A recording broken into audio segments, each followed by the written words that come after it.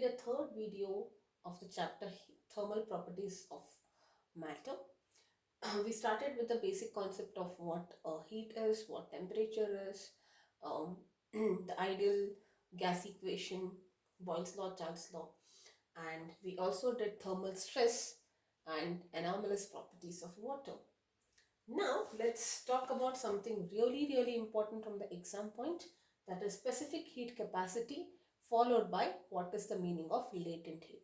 Numericals related to this sure short question. You will surely be getting a question numericals on from this topic. Can be clubbed with latent heat, but overall specific heat capacity along with latent heat, a numerical 4 marker numerical on 4 or 5 marker numerical from this topic. Alright, so now before we come to specific heat, let us understand heat, which is delta Q.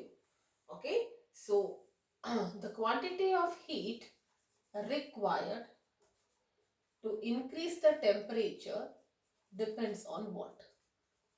Like for example, let me say this is an object and let us say I want to increase the temperature. If I want to raise the temperature, obviously I need to supply heat. So on what factors the heat depends on? Like, if this factor means I have to supply more heat, for this condition I have to supply less heat. So in that sense, what are the factors on which heat given to a substance in order to increase its temperature depends on? Okay, so the first factor is that it is directly proportional to the mass. Don't you think it's obvious? If mass is more, heat is more. That's what it means. If you are taking 1 glass of water and let us say you want to raise its temperature a little bit, you need to provide less heat. But if you are taking 1 kg of water, for the same temperature increase, you will have to supply a greater amount of heat because mass is more. It takes time for you to boil 1 kg of water. 1 glass, easier. Correct? So more heat is required if you want to raise the temperature by the same amount if the mass is more, for a mass of a larger quantity. Alright, so it also is proportional to the delta T, that is difference in temperatures. What is the meaning of it? Let us say both 0 degree, 0 degree. From 0 degree, if you want to make it 100 or if you want to make it 1000, the delta T is more here. The greater I want to increase, greater heat I need to do, right? If the temperature difference has to be greater, obviously I have to give more heat. Little heat I give, it will reach up to 100. But to make it reach up to 1000, I need to really give a lot of heat to it. So it is directly proportional to the difference in temperature also. And it also depends on the nature of the substance. Okay, with what kind of substance it is, like conductor, thermally, in what way. Okay, some tend to get heated up faster, some are slower. Let's try to understand that heat is dependent on these two factors. So I can say delta Q is proportional to M. It is also proportional to delta T. Correct? So now if I write delta Q and I replace it with the proportionality constant, I include S here. Okay, so this S is what we call as specific heat capacity of a substance, and that is fixed for a given substance. That's why that specific heat capacity is talking about the nature. When I say water, it has got a fixed amount of specific heat capacity. Alright, so this is the master equation that you remember. Q is equal to ms delta T. Mass, specific heat capacity and temperature difference. Now what is this specific heat capacity? Let's talk about that. If I rearrange, you will get 1 by m into delta Q by delta T. Correct? So how do we define specific heat capacity? Specific heat capacity of a substance is, it is equal to Q when this is 1 and this is 1. Correct? Or here itself I can say this is equal to Q when mass is 1 and delta T is 1. So basically, specific heat capacity is the amount of heat absorbed or rejected by a unit mass to change its temperature by one unit, right? Unit rise in temperature, or if it is losing it, unit fall in temperature. Correct? So amount of heat amount of heat required to raise the temperature of, we are telling raise because we are heating, it can be even cooling. Alright, so raise the temperature of you 1 kg in SI units, let me write 1 kg of a substance by 1 degree centigrade or 1 degree Kelvin. Both are same, right? They are just that the reference is different. 0 degree is 273 Kelvin and 100 degree is 373.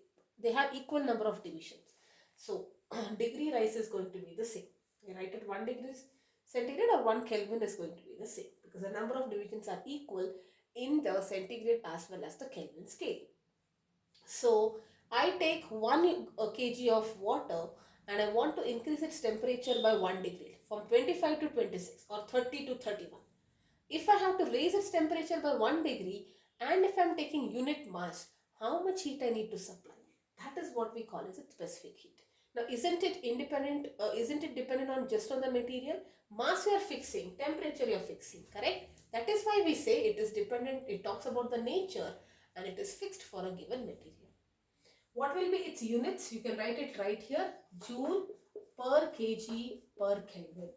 This will be the unit of specific heat capacity.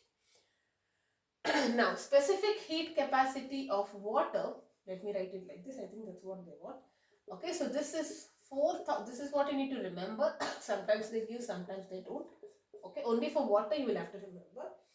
And for copper, all right, let me just to compare you, it is around 386. You don't have to remember for copper.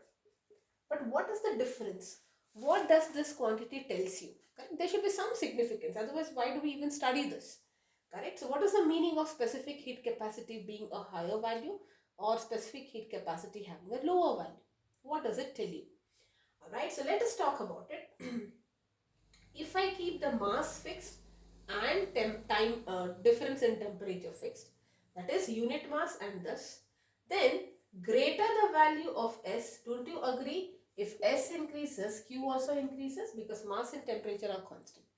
That means if I take two equal masses, like you take 10 kg of water, 10 kg of copper for example, and you want to increase its temperature by the same amount, like maybe from 0 to 100, 0 to 100, okay, both. For the same amount, that is for the same mass, and you want to increase the temperature by the same amount, if a compound is, if a substance has a lesser value, it means it requires lesser heat. That means copper takes a little heat and it will achieve that temperature. But for water, it will have to take more heat. That's the reason when you try to heat water in a copper container, all right, now let us say both are having the same mass, just to keep it simpler. Okay, let weigh the copper maybe whatever and take equal amount of water inside it and heat. Do you agree both of them are having the same temperature, like same amount of heat, correct? So there the heat is same, mass is same. If these both are same, that means that in, now I don't want to confuse you, maybe that was a wrong example, I'll come to that later.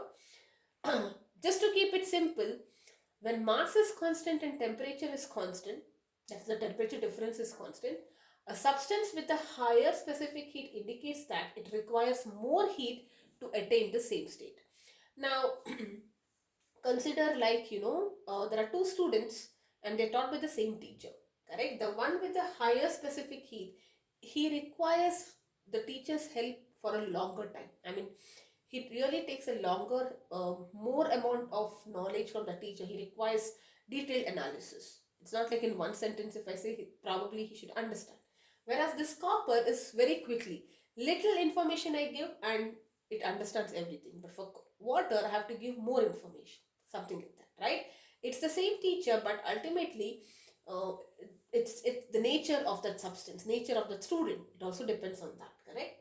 So specific heat, if you have a substance with a greater specific heat, what it means is that I need more heat to come to that same temperature. That means I am taking in heat very slowly. And that's the reason when you touch that copper container with water, you can touch water probably, but copper container from the outside, it will be very hot. correct? The reason is because it has a lower specific heat. That means it will take less amount of heat. If you are giving more amount of heat, it will get, the temperature rises faster. Think about it. Okay, now you have copper and this is water. Here, when you are heating it, the heat is same, right? Q is same, M is same, and S is lower. If these two are constants, then S is inversely proportional to it, right? So because this is constant. That means if you have lower, the temperature rises higher. That's the reason you cannot touch copper. Alright, these are all basics. I'm not trying to confuse you. Let me make it clear once again. So a compound with a specific heat capacity which is higher tells you that it requires more heat to attain the same temperature difference. That means water will require about 4000 joules to increase its temperature by 1 Kelvin if you are taking unit mass. Whereas copper, if you want to raise it, it only requires 386. If you give 386, it will reach that quickly. Okay, it talks about how, who is reaching that the who is that benchmark, whatever, that maximum winning position. Winning position is you have to raise by 1 degree from 25 to 26. Who, same mass, okay, who is reaching the 26th benchmark faster? Copper will, very quickly. The moment you give 386 heat, it will reach. But for water, if you give 386 joules of heat, it will not reach that. It requires more and more. That means it gets heated up slowly, it gets cooled also slowly. Whereas copper, it gets heated up quickly, it gets cooled also very quickly. Alright, and this example is basically telling that heat is same because you are heating the same, right? But why do you feel that copper, it's very difficult for you to touch? Whenever heat is same, they both are inversely proportional. Copper is having a low specific heat. That means rise in temperature is more. That's why you cannot even touch it. Imagine try to bringing a, if you have ever taken milk in a silver glass, you can probably touch the milk inside, but you cannot touch that vessel. Silver, even lower, very quickly it will take in heat. At the same rate it will also cool down. Okay, that's the reason why during the daytime you cannot walk on the sand on the beach. Correct? It is hot. You cannot even put your feet on, try to walk on the sand. But water, you can still manage. Water is also hot there, but you can dip and you are able to manage the heat in the water. The reason is because sand has got a lower specific heat capacity. It will quickly take in all the heat. Correct? But water will take some time. And night time water will be warm, whereas sand quickly becomes cold, right? So water takes time to become hot, it takes time to become cold. That's the reason if you're talking about earth's surface in the desert areas, it warms up quickly, it cools down also quickly. Morning you cannot walk on the desert, and night also you cannot walk because it's very cold. Okay, so sand quickly takes in heat, it quickly gives out heat as well, same rate. Alright, so that is specific heat capacity. Alright, so before we talk about molar heat capacity, it's important for you to know, let's do a quick question so that you are clear with this concept. A small one question I'll do, and then we will talk about molar specific heat. There's a difference, and we have done this in chemistry and thermo, but let's try to do that here as well. Alright, now a geyser heats water flowing at the rate of, so there is a geyser and you have turned on the geyser, that means there is heat, it is heating water, the water, it is heating water, this water is flowing at the rate of 3 liters per minute. Okay, so when you turn on the geyser, if you want to get hot water, every minute 3 liters of water is coming out. That's the meaning of it. Okay, now flowing at a rate of a geyser heats water which is flowing at the rate of 3 liter per minute from 27 degree to 77 degree. Initial temperature was 27. After you turn on the geyser, the final temperature was 77. If the geyser operates on a gas burner, okay, so it is using a gas burner, not electricity, let us say. What is the rate of combustion of fuel? you have to write what is the rate of combustion. How fast is the fuel giving out energy, right? That is the meaning of rate of combustion. The heat of combustion of the gas is given to you. Okay, heat of combustion is given to you as 5 into 10 power 4 joules per gram. That means for every gram of fuel which is burnt, you are getting 5 into 10 power 4 joules of energy. Alright. So you have to find Q here, right? First, so what will be Q? Ms delta T. Right? So first of all, you need to know the mass here. Let's try to first calculate the mass. Correct? So what is it given? Rate at which water is flowing is 3 liter per minute. Liter is not the SI unit. 1 meter cube is 1000 liters. 1 liter is 10 power minus 3 meter cube. So this is meter cube per minute. Okay, and this is rate, right? So in 1 minute, this is this many meter cube. Okay, now mass, what will be mass? This is volume, right? Volume per minute. So what will be mass now? Mass is density into volume. So volume into density. So it is 3 kg per minute. Okay, this is the rate. Okay, 3 kg of water is flowing every minute. Okay, so because these two get cancelled out. So now mass, you know, 3. Specific heat is 4200. Kg is 5 per Kelvin. Okay, joules per kg per Kelvin. Okay, and temperature difference should be in Kelvin, and this it's the same, that is 50. Correct? So 3 into 4, this will be 6.3 into 10 power 5 joules per minute. Okay, so this is your rate at which heat it is getting heated. So they are asking you what is the mean, what does this mean? In 1 gram of fuel is giving you 5 into 10 power 4 joules. Alright. If you are using 6.3 into 10 power 5 joules, what is should be the mass? Correct? So that is what you need to calculate. Correct? So you just have to divide 6.3 into 10 power 5 divided by 5 into 10 power 4, and you will be getting now, okay, this is in kg, right? Because joules is SI unit in kg. This should be in, this is in grams, so you'll have to convert it into kg. So you will multiply by 3. So that's how we are getting 10 power 7 joules per kg. Alright, so this will be 6.3 into 10 power 5 divided by 5 into 10 power 7 joules per kg, which will be 1.2 into 10 power minus 2 kg per minute. Rate, right? In 1 minute or 1 second, how much fuel, how much amount of fuel is getting burnt. Alright, so this is very simple, nothing much. First find Q and then look at this information and do your normal unitary method technique. But make sure this is joules, means it's in kg, that is grams, convert that into kg.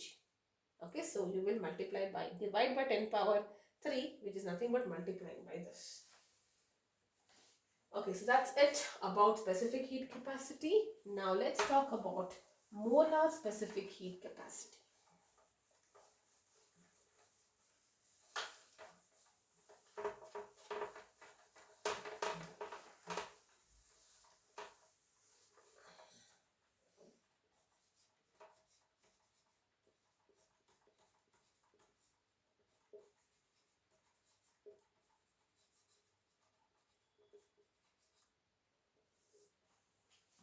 Alright. If the amount of, now see, what is specific heat capacity? You take unit mass 1 kg, you want to raise its temperature by 1 degree centigrade or 1 Kelvin. How much heat you need to supply? That is specific heat capacity. Mole is, instead of kg, you are telling 1 mole. Okay, so instead of mass, you are using mole. That's all. Right? So basically, you can write delta Q as NC delta T, or sometimes you write it as mu also, where N or mu is the number of moles. And what will this C be? C is the molar specific heat capacity. So what does it mean? Okay, so if you want to heat 1 mole of a substance and raise its temperature by 1 Kelvin, what amount of heat you need to supply? That is what we call as the molar specific heat capacity. It is not dependent on mass. We are talking about moles here. So what will we see? 1 by N delta Q by delta T. Again the same. The greater value of C tells you that um, the amount of heat required is larger. It is heating slowly and it is getting cooled slowly also. And what will be the unit? Joule per, instead of kg per Kelvin, it is mole per Kelvin. That's it. Okay, so specific heat capacity, unit mass by unit increase in temperature, unit moles per degree rise in temperature. Okay, so next is heat capacity. The specific heat capacity, see, what was the master equation? This one, right? So this quantity is what we call as heat capacity. Simple. You remember this master, club these two, it's heat capacity. So what is heat capacity? See, in specific heat capacity, you are talking about specific mass, 1 kg. Here you are talking about any mass. Okay, so you have any mass and you want to raise its temperature by 1 degree Kelvin or 1 degree centigrade, whatever amount of heat required, that is the heat capacity. So it will obviously, I cannot say heat capacity of water, doesn't make sense. Specific heat capacity of water, 4200 joules per kg per Kelvin.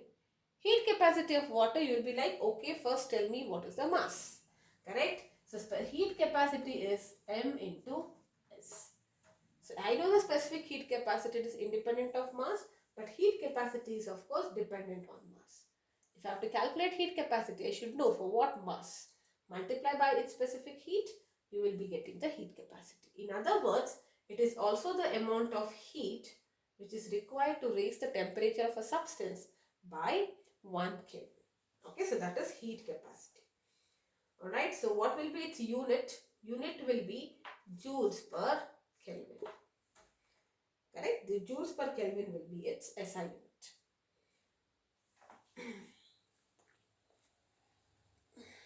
Alright, so this is about heat capacity. Now let's talk about principle of calorimetry, and I'll do one question, maybe change of state. I will take up a separate video tomorrow. Okay, so we can just complete the principle of calorimetry and what is this calorimeter. Okay, now I have done in detail in chemistry. We have already done thermodynamics, so I will not get into the details, it's not required. Calorimeter is basically a device used to measure heat. Okay, so it will have, we have studied warm calorimeter. Here you have some water, and here you whose heat you want to measure, you'll be placing it. There is a stirrer and thermometer. Alright, so whenever the reaction is carried out, the heat will be lost to the surroundings here, and this is an isolated system, correct? So heat, the principle of calorimetry is that heat, whenever you have an isolated system, there is no exchange of heat between system and surroundings. Total heat lost by the hot body, this is the principle. Okay, heat lost by hot body will be equal to heat gained by cold body. If the object is losing 1 joule of heat, the same amount of heat will be gained by the cold object. After some time again it will lose some amount, same amount will be gained. And that's the reason its temperature reduces, its temperature rises.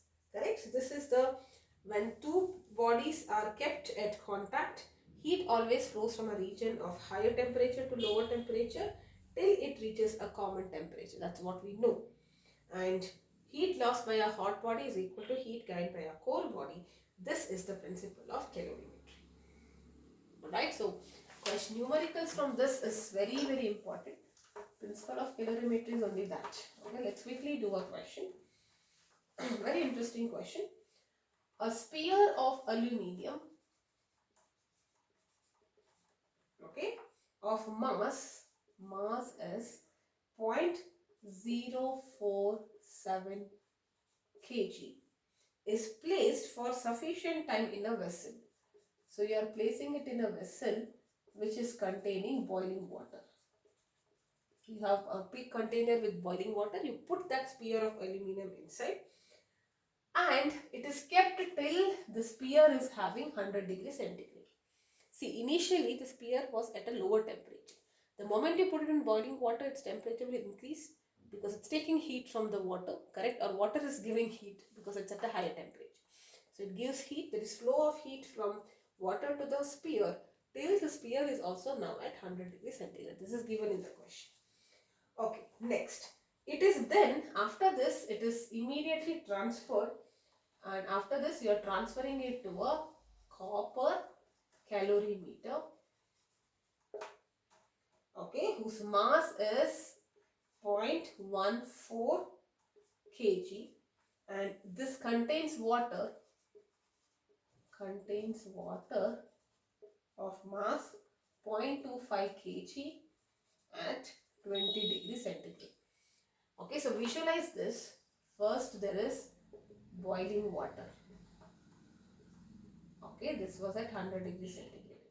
You are dropping a sphere, okay, till it reaches 100 degrees centigrade, and after this you have a calorimeter with water. Okay, so this is at 20 degrees centigrade, mass is given to you. After that you are dipping it here, okay, and obviously because the sphere is at 100 degree, it will give away heat and water starts becoming hotter here. The sphere loses heat to the water. Correct? You have to find the specific heat capacity of aluminium as what? Specific heat capacity of copper is given to you 386 joules per kg per Kelvin, and specific heat capacity of water is 4180 joules per kg per Kelvin. Okay. So now either you write all the data, or the best thing is, here I don't care because the sphere is already at 100 degree. This is the system which I am worried, right? So heat lost, what is the principle? Who is losing heat? Heat lost by sphere is heat gained by calorimeter plus water inside that. Correct? So what is heat? M S delta T. Correct? So M is for sphere, and this, let me write it like this, is heat gained by calorimeter. What is it? M C SC, this is for calorimeter, delta T for C, plus water, MW SW delta TW. Okay, now MS do I know? Sphere I know, 0.047. Specific heat of what I need to calculate? Aluminium, right? So I need to calculate this. What is the specific heat of the sphere? Aluminium. Delta T, what will be the difference? 100, initially 100, now 20, so delta T is 80. No, 1 minute, 20 or 23 it is. Just a second. 23 it is, I wrote it wrong here.